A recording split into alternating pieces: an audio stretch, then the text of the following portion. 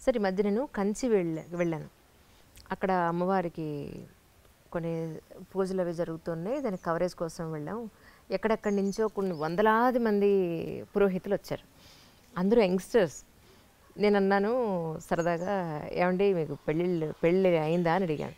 మమ్మల్ని ఎవరు చేసుకుంటున్నారండి, పురోహితులను ఎవరు చేసుకోవడానికి అమ్మాయిలు ముందు రావట్లేదు, దీని మీద మనం ఒక టాక్ చేయాలండి అన్నారు. They are from Guntur actually. తప్పకుండానండి, నేను ముందైతే ఈ ఇంటర్వ్యూ చేస్తాను, అప్పుడు అడుగుతాను స్వామిని, అడిగిన తర్వాత అప్పుడు మీ దగ్గరికి వస్తాను తప్పకుండా అని. నిజానికి అమ్మాయిలు పురోహితుల్ని పెళ్లి చేసుకోవడానికి అంటే ఈ మడి ఆచారాలకి ఆచార వ్యవహారాలకి భయపడిపోతున్నారా, లేకపోతే ఈ లైఫ్ వద్దనుకుంటున్నారా, మోడర్న్గానే ఉండాలనుకుంటున్నారా? మీరు ఎలాంటి యూత్ని చూస్తున్నారు సార్? యాక్చువల్లీ నిజంగా ఇబ్బంది అవుతుందంటారా పురోహితులు? Dil Se with Anjali, Dil Se with Rangarajan. చాలా నిజంగానమ్మా, యు హావ్ టచ్ ది. ఇది అర్చకుల్ని మాత్రమే కాదమ్మా సార్. నేను మీ అందరికీ ఒక విషయం చెప్పాలి. మనం చేసినటువంటి కొన్ని విషయాల్లో తప్పిదాలు ఉన్నాయి. మోడర్న్ అంటాం. మోడర్న్ అంటే ఏంటి? మోడర్న్ అంటే ఏంటి? మీకు ఏం చెప్తే ఏమో తప్పు అని నాకు భయం.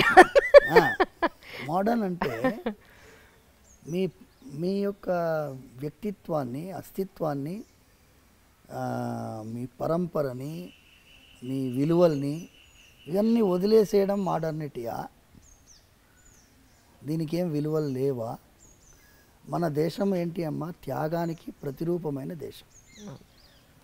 శ్రీరాముడిని మనం ఆదర్శంగా ఎందుకు భావిస్తాం? త్యాగం చేశారు కాబట్టి. శ్రీరాముడు ఏం తక్కువ కాదు, ఆయన కంటే ఎక్కువ భరతుడు. భరతుడు శ్రీరాముడు 14 సంవత్సరాలు అరణ్యవాసం ఉండాలి.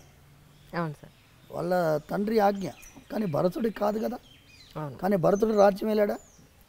వెళ్ళలేదు. భరతుడు ఏం చేశాడు? భరతుడు 14 సంవత్సరాలు శ్రీరాముడు ఎలా నారా వస్త్రాలు ధరించారు, ఎలా జటాజూటుడుగా ఉండినాడు, ఆయన నందిగ్రామంలో ఉన్నాడు. సింహాసనం కూడా ఎక్కలేదు. శ్రీరాముల వారి పాదుకల్ని సింహాసనం పైన పెట్టి 14 సంవత్సరాలు పాదుకా రాజ్యం ఉండింది. ఆయన కంటే గొప్పవాడు శత్రుఘ్నుడు. ఓకే.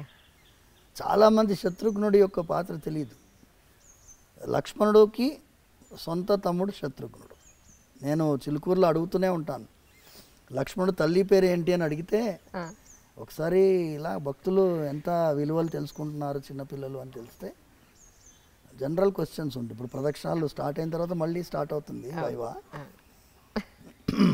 ఒక పిల్లవాడిని అడిగితే వాడు అనుష్క అని చెప్పాడు. అంటే లక్ష్మణుడు తల్లి పేరు తెలియనటువంటి సమాజం మనం తయారు చేస్తాం. అవును.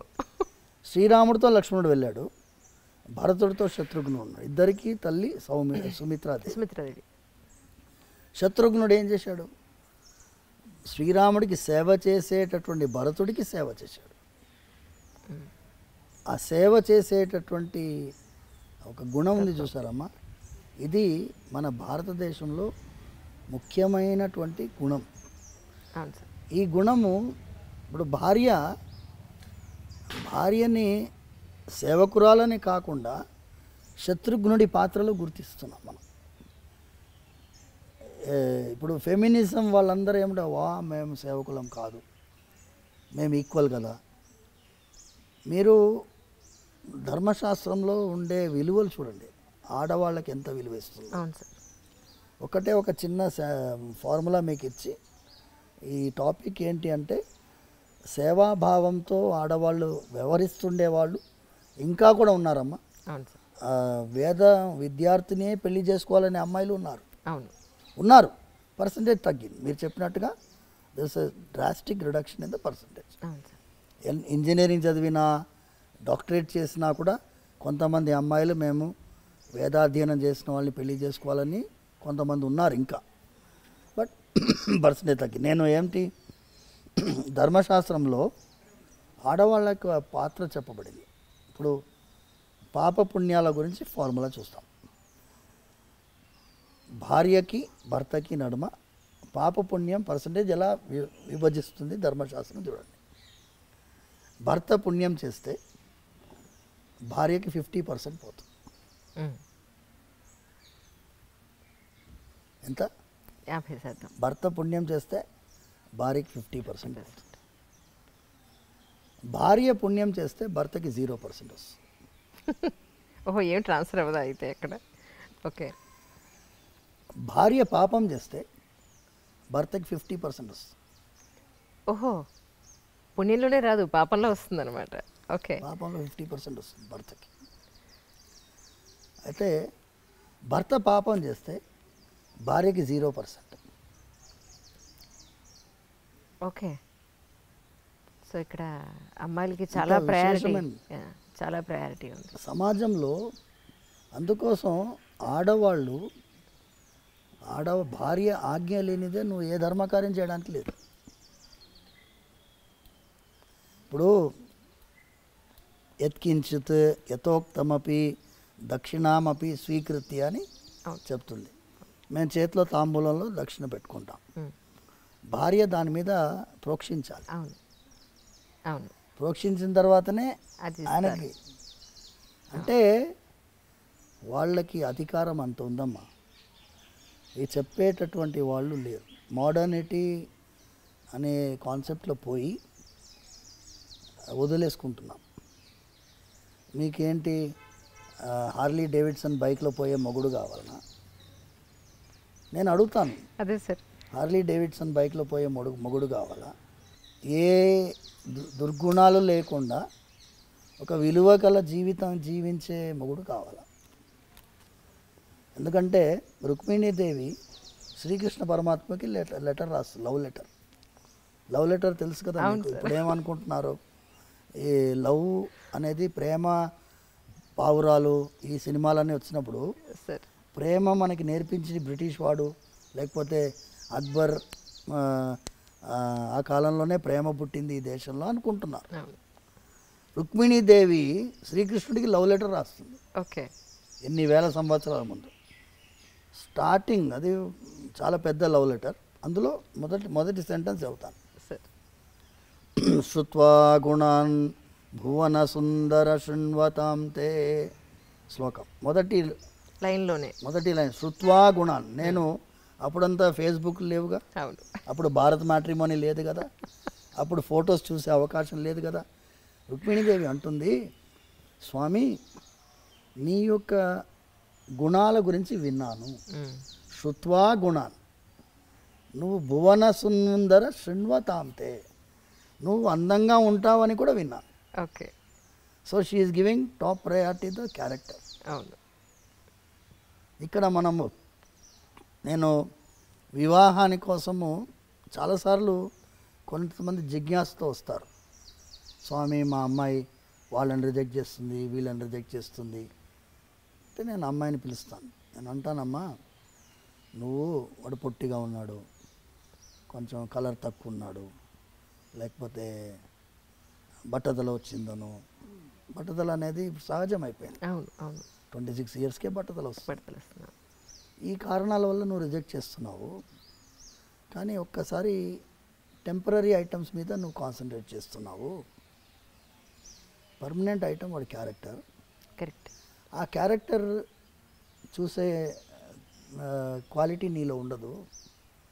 క్యారెక్టర్ చూసే క్వాలిటీ మీ తల్లిదండ్రుల్లో, వాళ్ళ బంధువుల్లో ఉంటుంది. ముందంతా ఏం చేసేవాళ్ళమ్మా, పిల్లనిచ్చడానికి ఇవ్వడానికి ముందు బంధువులు వెళ్ళేవాళ్ళు వాళ్ళ ఇంటికి. అవును.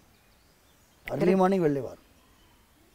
6 o'clock 6:30కి వెళ్ళేవారు. ఓకే. వెళ్ళేస్తే ఏమండి ఇలాగే వచ్చాం, ఇటు వచ్చాం అంటారు. పిల్లవాడు వస్తాడు, ఇప్పుడు తాగుబోతున్నాను హ్యాంగ్ ఓవర్లో వస్తాడుగా, తెలిసిపోతుంది. నిజం. మంచి చెడు తెలుసుకోవాలంటే అందుకే వెళ్ళాలంటారు, ఇంటికి వెళ్ళి చూడాలంటారు. చూసి గుణం చూసి అమ్మాయిని ఇచ్చేటటువంటి వాళ్ళు అంత జాగ్రత్త పడుతున్నప్పుడు ఇప్పుడు ఏమైపోయింది, ఎప్పుడైతే ఈ ఆన్లైన్లో వెబ్సైట్లు వచ్చాయో మనకి అవకాశం లేకుండా పోయింది. మీరు చాలాసార్లు నేను మీ ఇంటర్వ్యూస్లో కూడా చూశాను. భార్యాభర్తల నడుమ ఒక విధమైన ఆర్గ్యుమెంట్స్ని హ్యాండిల్ చేసే కెపాసిటీ కూడా పోయింది. అవును. చాలా సున్నితమైన అంశం. నేను కొత్తగా పెళ్ళైన దంపతులు వస్తే నేను వాళ్ళిద్దరికి దండలు మార్పించి వాళ్ళకి చెప్తాను, వివాహం మీరు అన్యోన్యంగా ఉండాలి, ధనధాన్య సమృద్ధితో ఉండాలి, పుత్ర పౌత్రాభివృద్ధి ఉండాలి, వీక్లీ 15 minutes ఆర్గ్యుమెంట్ కూడా ఉండాలని చెప్పి కరెక్ట్ 15 minutes పెట్టుకోండి ఆర్గ్యుమెంట్ టైం. 15 minutesలో మీరు ఏమేమి ఆర్గ్యూ చేయాలో చేసుకోండి. 15 minutes అయిపోయాయి, 16th minute అలా మోగాలి, అయిపోయింది. So that is the period. Correct. You can make it 15 minutes or half an hour, it's up to you. Arguments లేకపోతే అందులో మజానే లేదు. నిజం. ఏ రోజు తిట్టుకునే కంటే సరే ఇప్పుడు okay noted down, we will have it on Sunday this time, ఎంత బ్రహ్మాండంగా ఉంటుంది. పర్ఫెక్ట్. అసలు ఇది నేను సూచించేది. సార్ వాళ్ళు అన్యోన్యంగా ఎన్నోసార్లు మేము ఎన్ని వివాహాలు నిలబెట్టామంటే డైవర్స్ వరకు వెళ్ళిన వాళ్ళని కలిపాం. తల్లిదండ్రులు, వీళ్ళ తల్లిదండ్రులు వాళ్ళ తల్లిదండ్రులని కొంచెం వాళ్ళని సపరేట్గా వదలండి కొన్ని రోజులు, మీరు ఇంటర్ఫియర్ కాకండి. అమ్మాయి తల్లిదండ్రులు ఇంటర్ఫియర్ అవుతారు, అబ్బాయి తల్లిదండ్రులు ఇంటర్ఫియర్ అవుతారు. ఆ వివాహం చేసేటప్పుడు ఎంత కలిసి పనిచేస్తారో విడగొట్టడానికి మాత్రం అంత టీం వర్క్ చేస్తారు. నేను చెప్పినాను, విడగొట్టడానికి టీం వర్క్ చేయకండి అమ్మా, వాళ్ళని వదలండి.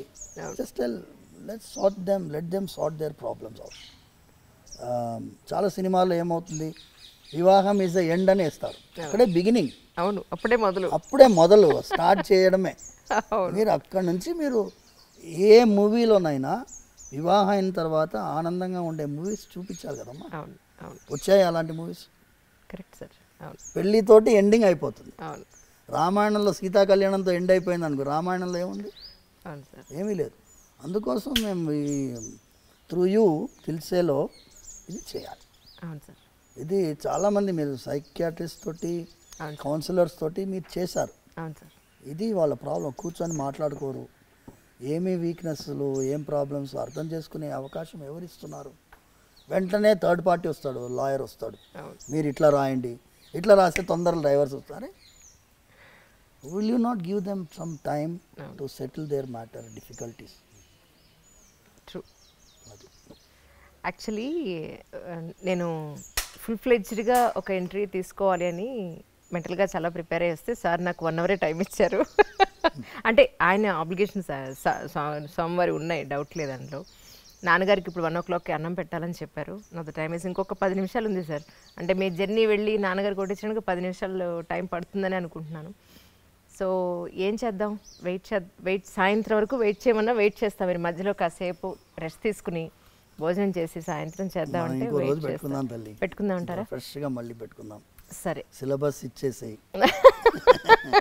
ఎందుకంటే ఒక్కొక్క టాపిక్ తల్లి మీది ఎలా ఉంది అంటే మీ క్వశ్చన్స్ కూడా wide spectrum. Your leading question, Anjali interviews ఎందుకు చాలామంది చూస్తారు అంటే యాంకర్ ఎలా ఉండాలో అలా ఉంది. యాంకర్ అంటే లోపల దిగి పట్టేస్తుంది అంతే, దాని తర్వాత మా ఫ్రీడమ్ ఇస్తారు. లేదండి అంతకంటే వాళ్ళు మాట్లాడివ్వకుండా ఇంటర్వ్యూ చేసే వాళ్ళు ఉన్నారు. సో అందుకోసం మీరు అంత ఫ్రీడమ్ ఇస్తున్నారు కాబట్టి వైడ్ రేంజ్ మనం మాట్లాడాలి. సమాజానికి ఉపకారం అయ్యేటటువంటి విషయాలు మనం మాట్లాడుతున్నాం కాబట్టి అసలు వీ షుడ్ హ్యావ్ అనదర్